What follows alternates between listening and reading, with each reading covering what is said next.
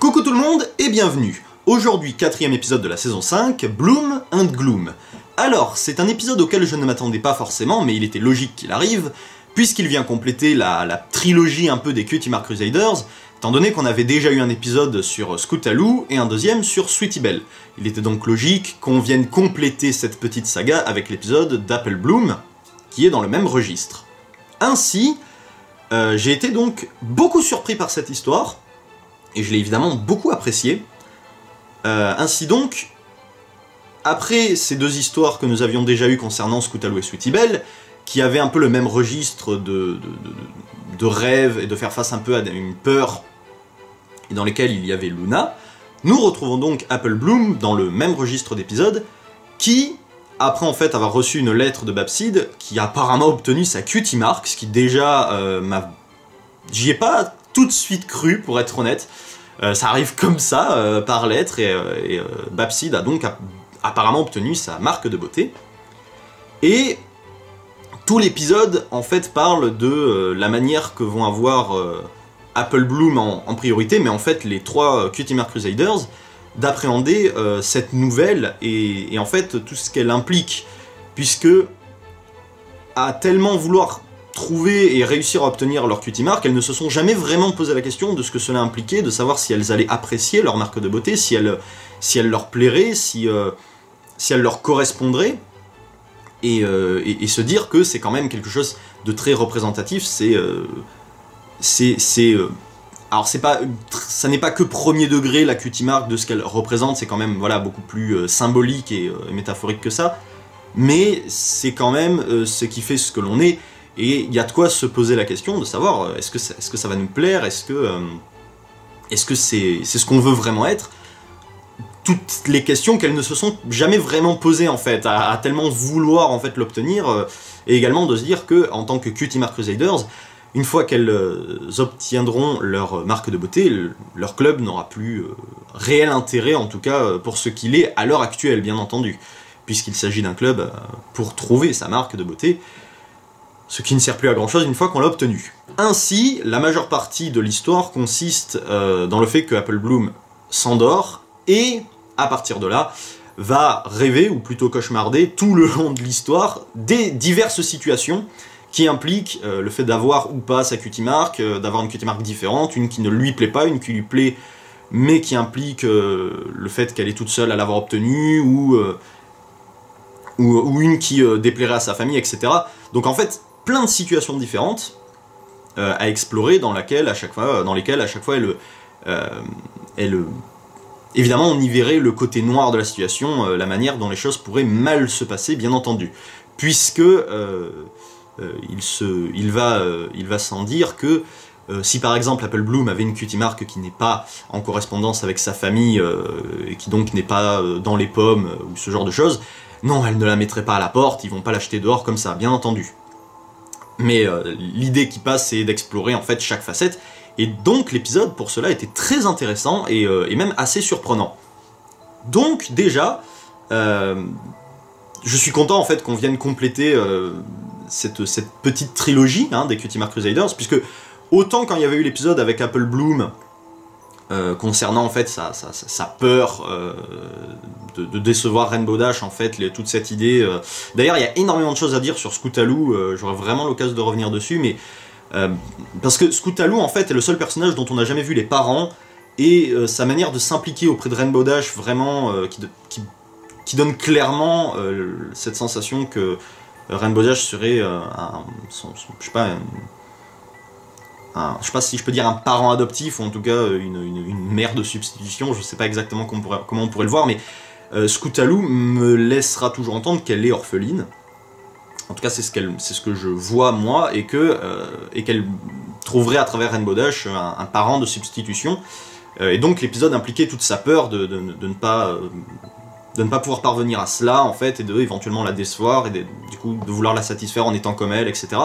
On avait eu ce premier épisode dans lequel il y avait déjà Luna, du coup, qui s'impliquait à travers les rêves des Cutie Mark Crusaders, mais pas que, apparemment, dans la série, puisque c'est la princesse de la nuit, et que donc... J'aime beaucoup cette idée, d'ailleurs, cette idée est vachement intéressante de la princesse de la nuit, qui en fait accède aux rêves, et et donc vient aider les Cutie Mark Crusaders. On avait eu cet épisode avec Scootaloo, mais à ce moment-là, il n'y avait pas forcément moyen de se dire, bon ben voilà, il y en a eu un sur Scootaloo, mais dès qu'il y a eu celui sur Sweetie Belle, c'est vrai que d'un coup on peut se dire effectivement qu'il fallait bien qu'il y en ait un troisième pour conclure cette trilogie, et avoir celui avec Apple Bloom. D'ailleurs, parce que vraiment en termes des épisodes des Cutie Mark Crusaders, ceux-là sont nettement mes préférés, ces trois-là, mais directement. En revanche, je pense que je mettrai l'épisode de Sweetie Belle au même niveau que celui d'Apple Bloom, et peut-être celui de Scootaloo un peu en dessous, parce que celui de Scootaloo, j'avais été très pris par l'épisode de Sweetie Belle, et celui-là avec Apple Bloom est vraiment surprenant et surtout très intéressant parce qu'il explore sous toutes les facettes, en fait, les possibilités des Cutie Mark, etc. Et donc il est déjà très intéressant et surprenant. Mais je pense que je le mettrai au même niveau que celui de Sweetie Belle, parce que j'y suis très attaché aussi, car celui de Sweetie Belle, je l'avais énormément apprécié avec cette idée que il y a vraiment une idée de reproduire un peu Christmas Carol de Charles Dickens dans l'épisode de Sweetie Belle, avec les situations, en fait, Luna qui ramène Sweetie Belle dans le passé, qui lui montre en fait avec du recul une situation, puis dans le présent, et en fait évidemment une situation future, étant donné que elle se venge de sa sœur, et en fait cela pourrait conduire à quelque chose de dramatique, et j'avais adoré vraiment cet épisode jusqu'où il était allé. Au début il était assez intéressant, mais arrivé à cette dernière partie, il devenait vraiment... il était assez sombre. C'est ce que je pense j'avais aimé, c'est la manière d'aborder la chose un peu plus... qui était un peu plus dur. Le sujet est différent, hein, bien entendu, mais voilà, je les mettrai au même niveau, parce que je suis très attaché également à celui de Sweetie Belle. Mais donc voilà, celui-là je l'ai vraiment adoré également. Et je suis très content de voir que cette petite saga donc, est complète. Honnêtement, je ne pense pas... je me suis demandé à un moment si ça n'aurait pas une répercussion en fait, à amener à quelque chose maintenant que... En fait, c'est par rapport à Luna que je me suis posé cette question, mais je pense que je vais chercher un peu trop loin, et qu'en fait, Luna, elle vient juste faire ça pour les aider à avancer dans la vie, et qu'il n'y a pas à chercher plus loin que ça, et qu'on a eu donc un épisode par personnage. Mais pour celui-là, il est donc vraiment intéressant, il y a un côté un peu l'histoire sans fin. Un jour sans fin, qui serait croisé avec je ne sais pas trop quoi, puisque la différence, c'est vraiment cette idée de perpétuel recommencement, mais à chaque fois avec une situation différente, avec une Cutie Mark différente. Et l'épisode m'a beaucoup surpris pour sa durée, son rythme en fait, sa manière de fonctionner, parce que comme tous les autres il fait 22 minutes, mais j'en ai pas du tout eu l'impression. J'ai eu l'impression qu'en fait il faisait beaucoup plus, sans pour autant m'ennuyer, c'est ça que je veux dire. On explore tellement de sites, enfin... Les scènes bien sûr restent courtes, mais on explore vraiment toutes les situations, on explore vraiment diverses choses, diverses manières d'aborder le sujet. Et j'avais vraiment été surpris par le rythme de l'épisode, de voir à quel point j'étais dedans, sans pour autant me rendre compte qu'il dure que 20 minutes, et j'avais vraiment l'impression qu'il durait plus. En fait, je saurais pas dire pourquoi, je pense que c'est justement le fait qu'on ait plusieurs situations et tout, mais qui doivent durer que quelques minutes en fait à chaque fois, forcément, hein. On est sur un rythme quand même assez court, on reste sur un épisode de 22 minutes, mais j'ai vraiment été porté par le truc, et j'ai vraiment du coup adoré un peu tout ce que ça pouvait offrir comme point de vue intéressant, en tant que développement de personnage. Je suis très content en plus qu'à la fin on retrouve les trois personnages en fait, cette idée, voilà, rien que cette idée de montrer en fait en une scène pour Scootaloo et une autre pour Sweetie Belle, très courte, juste on comprend parce qu'on a vu tout l'épisode sur Apple Bloom, juste en disant qu'elles vivent la même chose, on a tout compris à travers le premier personnage, et du coup on peut imaginer tout le reste, et voilà, d'une manière très simple, comment expliquer toute une situation, et qu'en fait elles sont toutes les trois à avoir une appréhension monstrueuse un peu sur tout ce que cela pourrait impliquer, de savoir quelle Cutie Mark je pourrais avoir, et comment vivre avec ça en fait, c'est... le fait de savoir un peu où aller dans la vie, hein, il y a vraiment cette idée de recherche de soi. Mais voilà, après pour un peu les détails, je m'attendais quand même à ce que ce soit un rêve bien entendu, parce que quand Apple Bloom a sa Cutie Mark, ça a fait l'effet, pas ascenseur, mais le moment où elle gueule à en faire trembler toute la ferme, j'ai explosé de rire quand elle a sa Cutie Mark et qu'elle devient hyperactive, voilà, une pile électrique monstrueuse, voilà, adoré ce moment, mais direct après je me suis très vite dit, mais pas que c'est logique, mais parce qu'ils auraient très bien pu lui faire réellement obtenir sa cutie mark. Je me suis quand même posé la question, mais étant donné que c'était un épisode de rêve avec Luna et tout, c'est pas le moment en tout cas. Mais il y a un jour où pour moi ça arrivera. Il faut bien qu'à un moment elle les obtienne, et je pense que ça arrivera comme ça et qu'on sera sûrement aussi surpris. Voilà. Mais là, je m'attendais quand même au truc. Mais voilà, j'ai en tout cas eu droit à la même réaction qu'elle quand je l'ai vu sur le coup, et après voilà, on a fait la redescente de dire non, quand même, c'est pas logique, il y a un truc en fait, voilà, c'était le fait de se poser la question. Et donc, mis à part ça, voilà, explorer vraiment ça sur toutes les facettes. Bien sûr, on ne voit pas les cutie marks de Sweetie Belle et Scootaloo quand elle. Dans la situation où Apple Bloom n'a pas la sienne, mais ses amis, oui, bien sûr, on ne les voit pas. Hein, ça serait trop nous faire plaisir, hein, ça serait trop facile. Et Pinkie Pie qui fait Cocorico. Je suis même pas sûr c'est allé tellement vite, j'ai l'impression de voir Pinkie passer en volant, faire Cocorico à un moment. Faudra vraiment que je revoie le truc. Mais voilà, pas le moment what. Donc pour le reste, voilà, l'épisode regorge de détails. Très intéressant, très surprenant.